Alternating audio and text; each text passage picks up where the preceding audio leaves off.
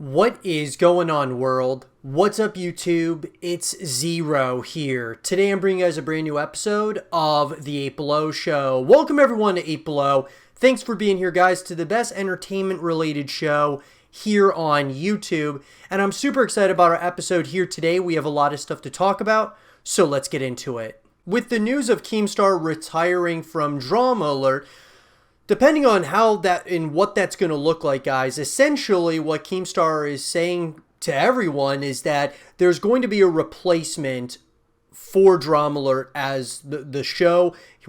He essentially wants it to continue moving forward.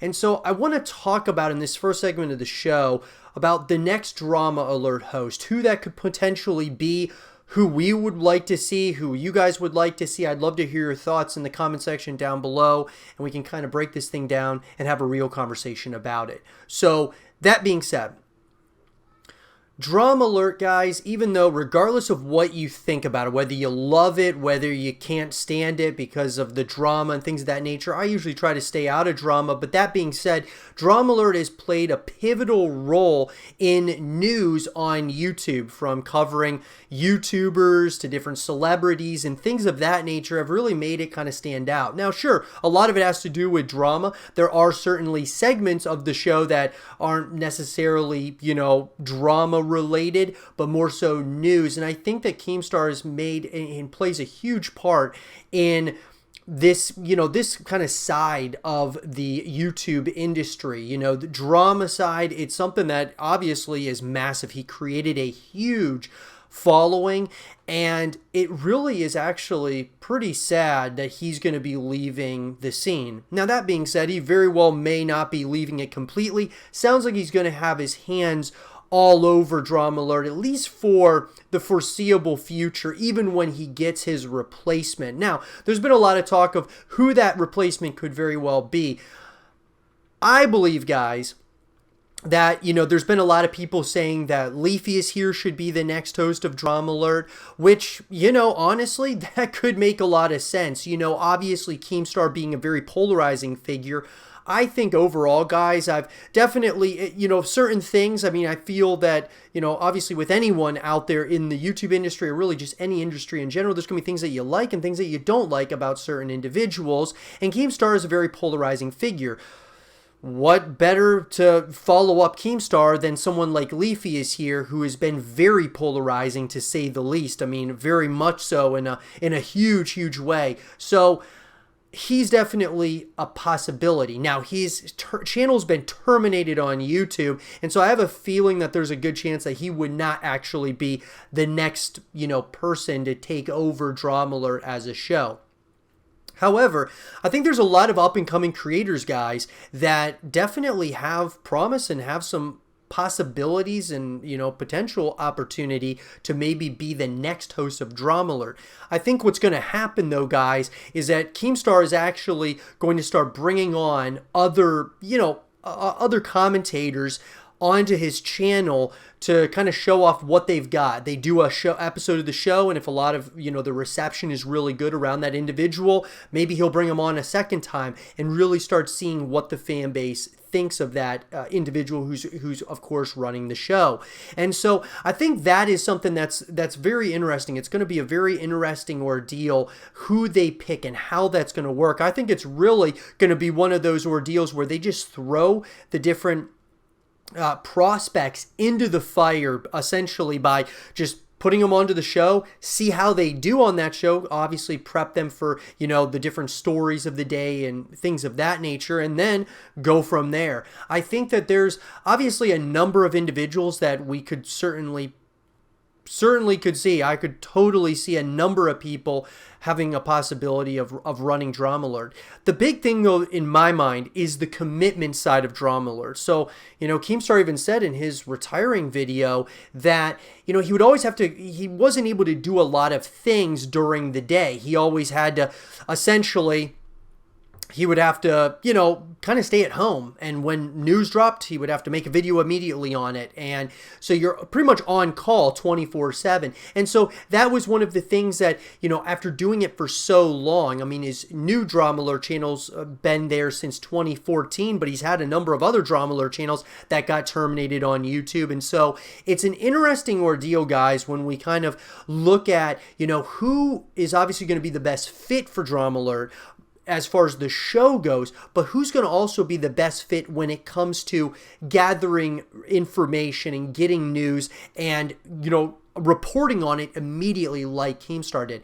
I think that's one thing that Keemstar did very brilliantly, was he was always, right there ready to bring out a video when news dropped. And I think that was something that was really, special about Keemstar.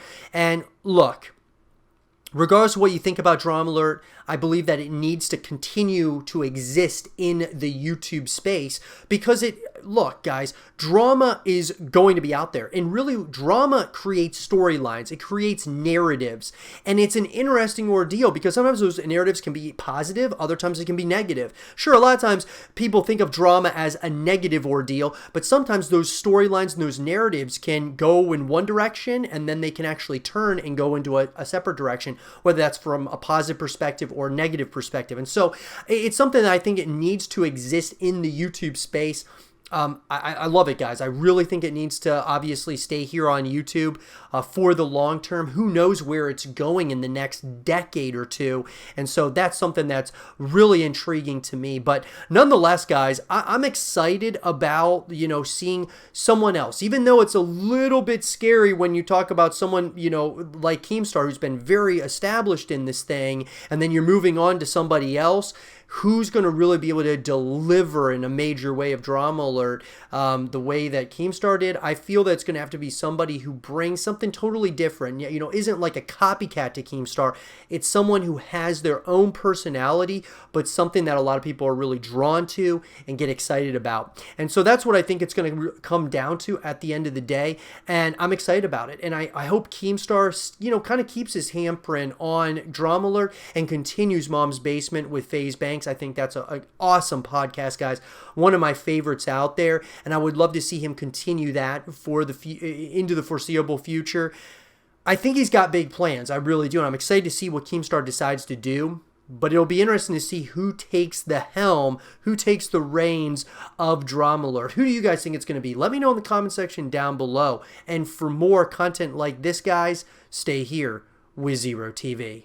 So with the new Call of Duty season right around the corner, with the release of Vanguard, the CDL, guys, is in a very interesting place. And we've talked about, Call of Duty and the future of the CDL, where we kind of see things going. But I want to talk about, in this segment of the show, specifically OpTic Dallas, the rumors, the speculation that are going on behind the scenes with this team before they release their official roster to the rest of the world. I want to talk with all of you about a couple of things that concern me about OpTic Dallas and how this is kind of somewhat creating a little bit of some negativity within the community, but it's also creating what I think to be something that's not really good for the CDL as a whole. It's kind of creating this dangerous precedent. So let's talk about it.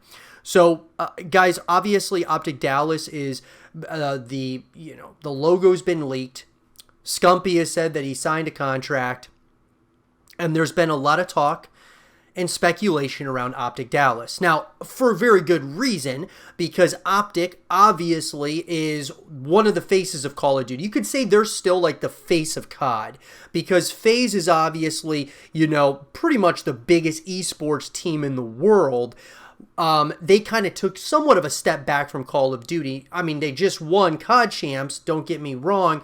But as far as the faces of COD, I feel like that went to OpTic. It used to be OpTic and FaZe. FaZe even maybe a little bit more so than OpTic. But I feel like OpTic has like the roots of OpTic. I mean, Hex is going to like all of the events and, so on and so forth. He supports the COD team more than any of his other teams. And so it's very deeply rooted in Call of Duty. So that being said, Obviously, Envy being, the E Clasico matchup between OpTic and Envy is something that's incredible. But there, with this speculation, obviously the rumors and rumblings that OpTic and Dallas are merging. Essentially Envy, but not so much Envy, it's more the Dallas Empire and OpTic, Chicago are merging together as one.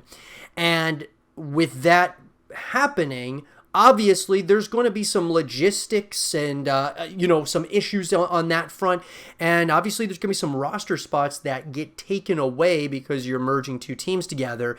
And so that being said, there's been a lot of talk that OpTic's bringing some of their guys over, to the OpTic Dallas merger, that being like Dashy and Scumpy.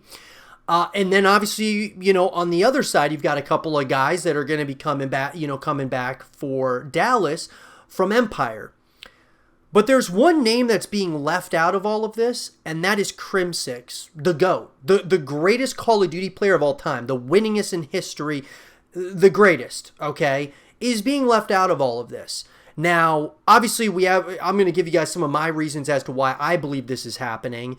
But why I think that this is wasn't necessarily the right move per se. Obviously, I think kind of that the OpTic in Dallas, that merger happening, really created what could be some negative ramifications. Number one, we already talked about this, guys. You guys can check all my Call of Duty League content here on the YouTube channel. But I had stated that when we talk about, obviously the Chicago Huntsmen and the Dallas Empire, these two teams, started from the very beginning. They were some of the first Call of Duty League teams, ever. Like they were kind of like some of the founding fathers, right? And obviously created fan bases around them. Then when OpTic was bought out or bought back by Hex, it changed. It went from the Chicago Huntsmen and it came back to OpTic Chicago. And then you have Dallas Empire. So, OpTic Chicago, nothing wrong with that. I mean, I think it's awesome that they got OpTic back. I was super excited for Hex. But the Chicago Huntsman was this brand that was being built, and the Chicago Huntsman obviously is no more. I believe that should have been a team that was sold off. I understand that they changed the name to OpTic Chicago, but you're going to see where I'm going here. Because from OpTic Chicago, now it's going to OpTic Dallas. So what's happening in Chicago? Is that team is it just a vacancy now? Is it, the Huntsman, I felt like the logo to everything was awesome, and then it's just ripped away from Chicago. It goes to OpTic Chicago, but now it's OpTic Dallas. And so what I'm getting at here, guys, is if you're, from Chicago or you're a big Chicago fan, whether that's the sports teams, this is not the best way to make your Call of Duty team, kind of structured, because obviously it's been ripped from you a couple of times. You start cheering for the Chicago Huntsmen, then it moves over to OpTic Chicago, and now it's OpTic Dallas. And so I feel like that's a negative ramification, but even more so, I believe, for the Dallas Empire. The Dallas Empire, guys, won the very first Call of Duty League championship, and you're already changing the name from Dallas Empire to OpTic Dallas. So is Empire going to be able to go to another city, that being like Pittsburgh? Are they going to be the Pittsburgh Empire? Or is it just going to be a team that was at some point a team and no longer at this point? Obviously, guys, we're in the very early days of the Call of Duty League, but looking into this, it just doesn't look good from a very starting stage of the Call of Duty League to be changing these teams so much. The Chicago Huntsmen to OpTic Chicago to now OpTic Dallas. Dallas Empire is gone.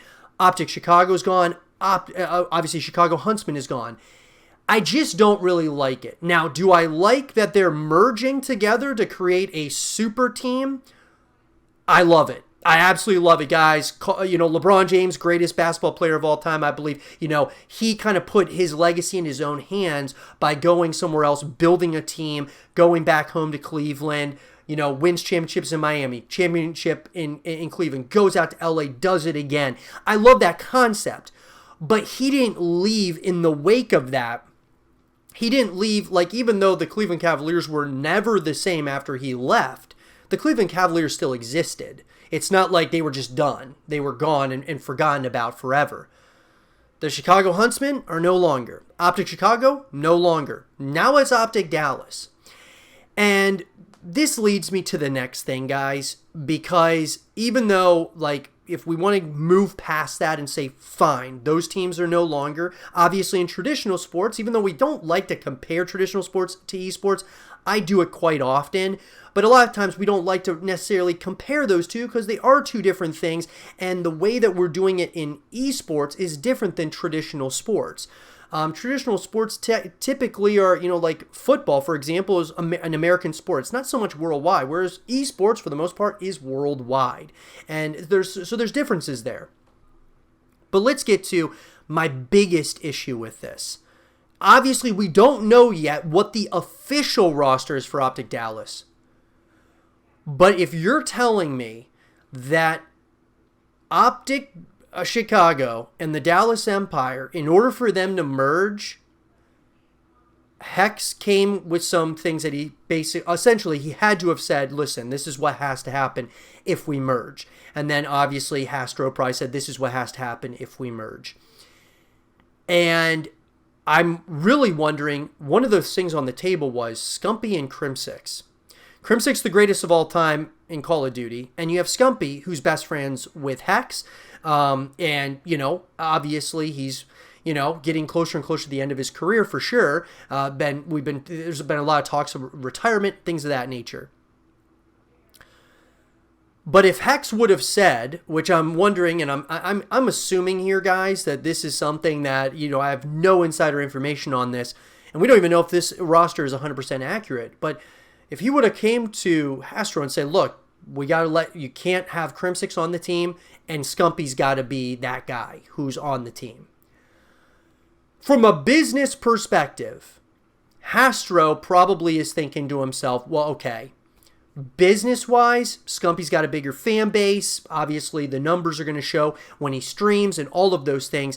It makes sense. Crimsix doesn't get the numbers that Scumpy does, but Crimsix is a better player, in my opinion, than Scump at this point. So really, a lot of this, I've been a little bit critical lately of Hastro because there's always been this emphasis on we're not really so much focused on content. We're focused on winning championships. And now it seems to me, if these rumors are true, that's changing over at Envy. They are now taking this approach. Now, unless they think they can win a championship with Scump, I don't see it happening. However, it very well could happen. I feel that Hastro almost gave up on trying to win championships, instead now to not only just create content, but just to create a bigger brand. And that is something that, look, from a business perspective, it does make sense, guys. It really does. It makes sense. But if you're trying to compete to win championships, that is not a move you make. Crimsix, now I'm not saying that Scump is the worst player on this roster currently as it's assembled. I mean, he might be, but I think that, let's just say he's not the worst player. I would definitely have probably gotten rid of like Dashy and replaced him with Crimsix or, one of these other guys. I just think that Crimsix, now my other, thought and theory is that Crimsix and Scumpy still aren't getting along whatsoever. And so, that could be something there as well, that they're not going to play together. They don't want to play together and they're just kind of going their separate ways. I just don't like this from a couple of different perspectives, even though from a business perspective, it makes a lot of sense. And I'm wondering if it was more a business decision for Hastro to say no with Crimsix than anything.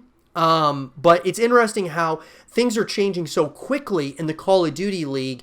And I love this idea of merging together to create super teams and to try to build something really, really special.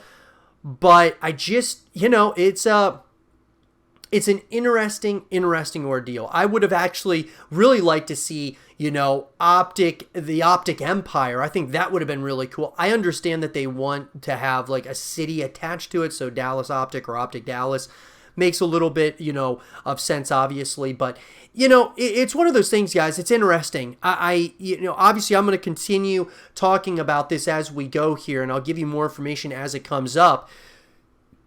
it's a big topic of conversation. What do you guys think about it? Let me know in the comment section down below. And for more Call of Duty League content and videos, stay here with Zero TV. Since Call of Duty Vanguard is out, guys, and it's been released to the world, we've all been able to get our hands on it and play it, and really break down a lot of things within the game. I want to talk about 2022 and Call of Duty of 2022 because it's very early to talk about it, but I think, guys, that's one of the things that we do on this YouTube channel. We talk about the future of games. We talk about what's coming next. We talk about what's here right now, but we also talk about what is coming or what could come at some point or another. And I want to talk about that here in this next segment of the show. We're going to be talking about Call of Duty 2022. So let's get into it. So guys, obviously Call of Duty Vanguard. Call of Duty has had some, incredible ups and downs as we've gone throughout the years. And Call of Duty Vanguard, guys, I think overall, underneath a lot of the bugs and the glitches and the issues that it's having at this point in time, I think that there's a pretty special game here. And I'm excited to see it from a Call of Duty League perspective, and I've been enjoying myself with it.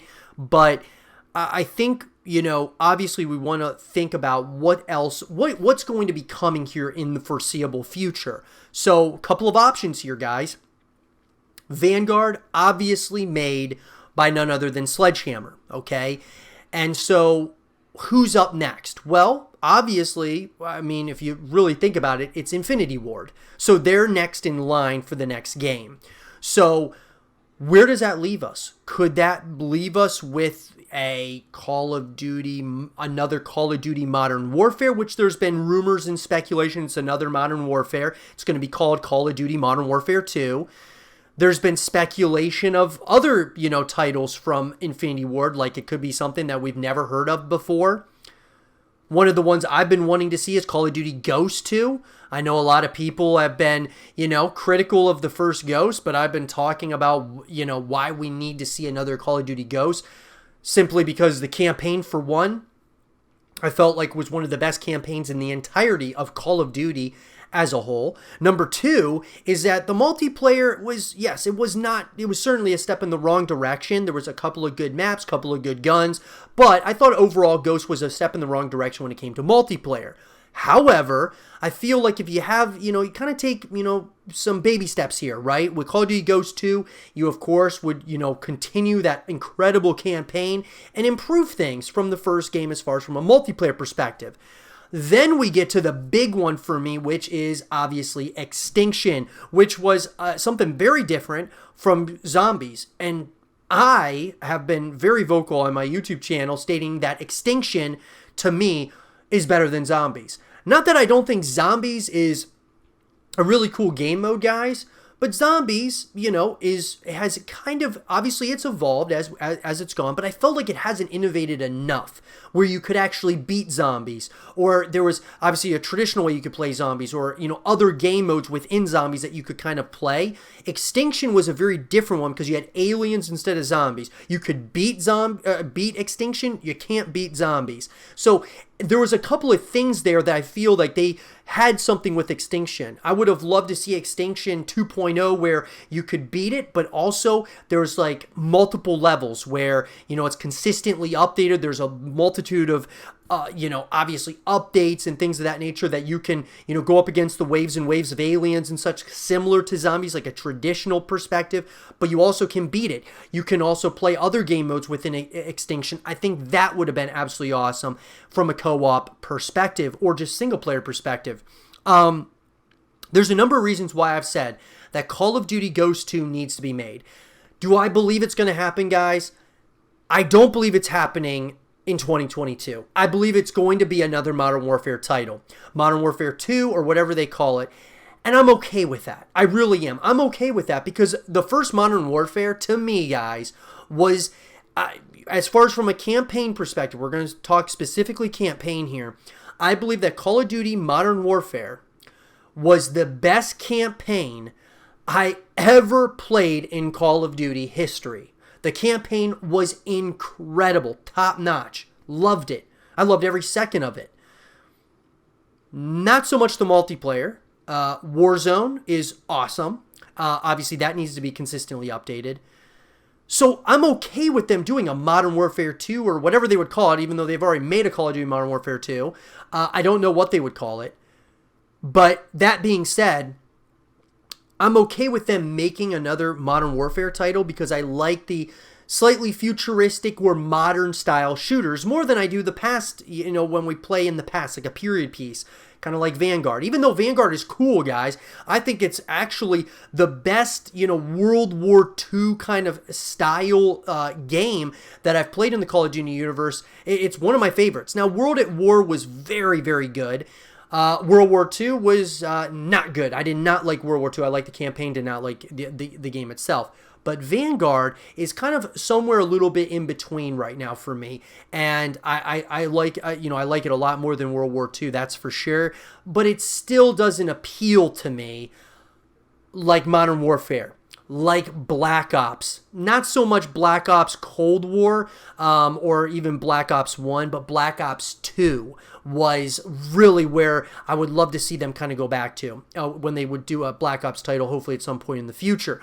But Modern Warfare, I love the position and the direction they were going in. I'd love to see them continue that. So I'm thinking, guys, it's probably going to be a Modern Warfare 2. It's probably not going to be a Call of Duty Ghost 2, even though I do believe that us as a fan base, if you want Call of Duty Ghost 2, you got to voice your opinion. We have to echo that game into existence. It's not just going to happen. We have to be the one saying, hey, we want Call of Duty Ghost 2 more than we want a Modern Warfare, which I don't think a lot of people are going to do that. But I just think that, hey, there's a possibility here. Our voice can move mountains, guys, when it comes to games and getting games made. There was a game that I thought was dead forever called Dead Space. And Dead Space came out with 3 titles, and I've been talking on this YouTube channel about Dead Space 4. We want this game made, so on and so forth. And they're remaking it, which is amazing.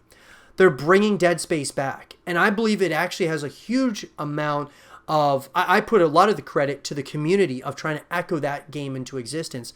We would have to do that with Call of Duty Ghost 2. That being said, though, guys, what do you think about it? Do you think it's going to be Call of Duty Ghost 2? Do you think it's going to be Call of Duty Modern Warfare 2? What's the next game of 2022 in the Call of Duty universe? Let me know in the comment section down below. And for more Call of Duty content and videos, stay here with Zero TV. The excitement is building for Grand Theft Auto 6, guys, as we're getting closer and closer to what we think is going to be an announcement from Rockstar Games. And I want to go ahead and talk about everything that we know now about GTA 6 as we've been getting closer. More rumors, speculation, leaks, and things of that nature have been going on around this title for a while, but more is being released right now. With that being said, I want to go ahead and talk about everything that we know, guys. I would love to hear your thoughts in the comment section down below. So let's get into it. In an article written by Sam Loveridge of Games Radar, what could GTA 6 look like? Although GTA 6 hasn't been officially announced, we'd be very surprised if it doesn't eventually exist. After all, GTA 5, along with its online multiplayer component, GTA Online, is one of the most played and most purchased games of all time, which means a sequel is quite the sure bet. So according to Kotaku report, a new entry in the Grand Theft Auto series is early in development as of April 2020. That report also suggested we can expect to see a smaller launch with the game expanded through updates in the manner of an MMO or GTA Online. So the latest gossip is that from a Rockstar job listing, which hints at incredible detail and large-scale destruction for GTA 6, that could be quite the upgrade from what you can currently experience in GTA 5 and GTA Online. So guys, what I will say about that is this. I believe that GTA 6 is definitely pretty far into development right now. Now, do I think it's going to come out this year, next year? Probably not. We're looking at probably 2 to 3 years still down the road before this game actually gets on shelves and we're able to actually play it. So when could the GTA 6 release date be? Well, long story short, if Rockstar had announced GTA 6 the day after Red Dead Redemption 2 came out, then based on historical delays between console GTA announcements and release, we'd be waiting around 22 months, so August 2020. Of course, Rockstar didn't do that. It didn't do anything, in fact, so all we have to go on is word that GTA 6 was early in development as of April 2020. That makes it difficult to predict any sort of release window. And guys, there's been, a pretty significant gap between some of the titles. There's been even a less gap, though, between others. And so, between GTA 3 and GTA Vice City, it was, the gap in months was, 8 months. In months between games, one was 12 months, the next was 24, the next was 42. And now 47 between GTA The Ballad of Tony and GTA 5. 47 months between those, and then 83 so far with GTA 6. So we're still going to be waiting for quite some time, I think. That goes against early rumors that stated GTA 6 could launch in October 2023 and be set in Miami. That's from a dubious online source, though, but additional details from that leak, including a single male protagonist with the game being set in the 1970s with a chapter story like Red Dead Redemption 2. Combine that with Rockstar teasing fans with the official Rockstar support account is telling us to stay tuned for GTA 6 updates on Twitter, and it just keeps getting more exciting. So where's the setting, guys? Well, there have been several rumors about potential GTA 6 location spots, including heading back to Vice City or being set across the entirety of the U.S. Personally, guys, I would love to see Vice City, but I would actually like to see it being set across the entirety of the U.S. I think that would be something really interesting. In March 2021, Tom Henderson, a tipster with a great track record, stated that GTA 6 will be set in the modern day. When asked by someone on Twitter, Henderson retweeted their question, simply said, "It's not set in the 1980s and is modern." The leak suggests that you'll be building up your own drug empire using a mechanic similar to that of Vice City Stories, but much more in depth. More akin to, but bigger than GTA Online. Your vehicle will function like the horse in Red Dead Redemption 2, allowing you to store your equipment in the trunk rather than stashed on your character. According to this leak, the game will be set in the 1970s and 80s, with buildings changing, degrading over time, and weather being another heavy focus. So I absolutely love this, guys. This idea of building your own drug empire totally seems like a GTA, totally believable as far as being a GTA title and setting. Way back a few years ago, reports of a London setting for GTA 6 originated via Rockstar Games, putting the next game potentially right on the doorstep of its own studio. Rockstar co-founder Dan Houser said the following back in September 2013. "At the moment, it feels like GTA's DNA is contemporary-ish, American-ish, English-speaking-ish, because that's what it has been, but that doesn't necessarily limit it to those. That's just what we've done so far." Would I be okay with that, guys? Absolutely. I think it'd be interesting to see something in London. Obviously, we had Watch Dogs Legion was filmed up there, and I would love, GTA maybe having some US, some London would maybe be pretty interesting. We'll have to kind of wait and see.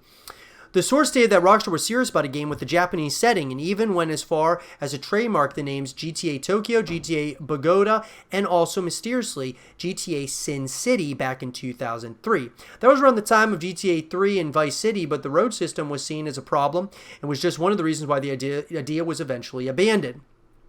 So, if history was to repeat itself, Vice City or Liberty City feel like the most likely candidates for a return, but it's possible the game will explore new locations, which feels likelier in light of expectations set by GTA Online. The world won't get smaller. Speaking to Rockstar's Leslie Benzies in 2013 via the YouTube GTA show GTA 5 O'Clock, he stated that the ambition of GTA Online was to grow this world until it's the world. We're just going to add on new things to it, new places all the time.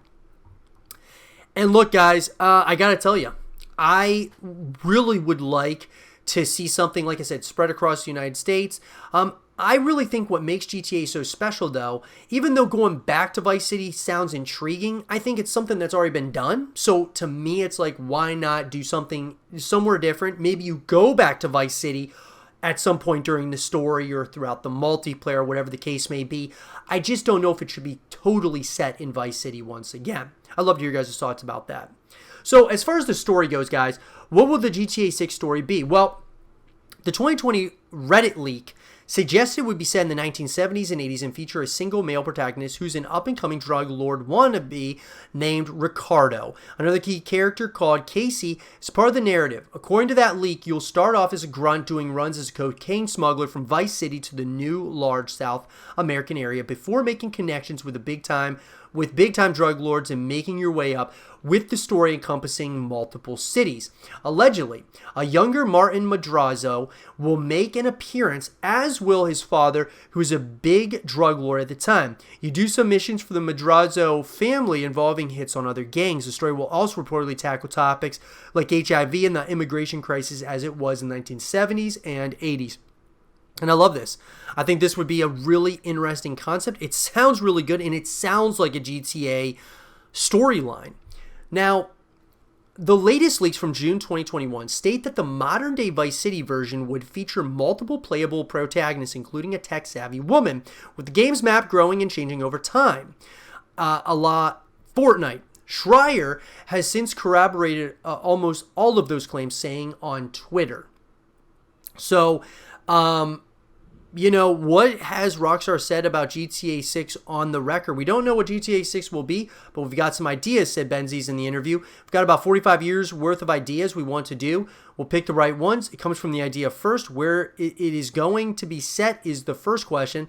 That then defines the missions. You're doing different things in LA than in New York or Miami. The map and story get worked up together, and the story is a basic flow of how it works out so you can layer the mission in. So another huge question, guys, that people are asking is it going to have a PC release? It's pretty unclear. Pretty clear at this stage that GTA 6 will be a PS5 and Xbox Series X release, especially in light of the upcoming GTA 5 next-gen post for the console and PC. However, whether GTA 6 PC port will be released at the same time as its console counterparts isn't quite as straightforward. GTA 5 and GTA 4 both eventually made their way to PC, so you hope that a GTA 6 PC port also happens. It may not have a simultaneous launch, but the extra bit of polish and development time has paid off so far, so hopefully PC fans are willing to wait a little bit again. So, look, guys, I'm really excited about this. I'm excited about GTA 6. I'm excited to see what it is, what they do. I trust Rockstar with this, guys. They take their time with their games, and they do a great job. I mean, Red Dead Redemption 2 was awesome. We look at the Max Payne series, to Red Dead, to GTA. I mean, unbelievable games that they're creating. So just let them take their time. If it takes another 3 to 5 years, fine. Let them take their time to make the best possible game. Because then, when it's released to the world, we're all so happy about it, but there's not as many issues, glitches and bugs and things of that nature that we have to deal with like we've had to with other games that have been rushed, like Cyberpunk, and the list goes on and on. So I'm very excited about GTA 6. What do you guys think, though, about Grand Theft Auto 6? Do you guys think that this is going to be set in Vice City, all over the U.S.? Where do you think it's going to be set in? And when do you think we're going to be able to get our hands on it? Let me know in the comment section down below. And for more GTA 6 content and videos, stay here with Zero TV. And with that being said, everyone, I hope you guys did enjoy this episode of the 8 Below Show. And if you guys did, leave a thumbs up, subscribe if you're new, stay positive, and as always, I'll talk to you guys all in the next one. Peace.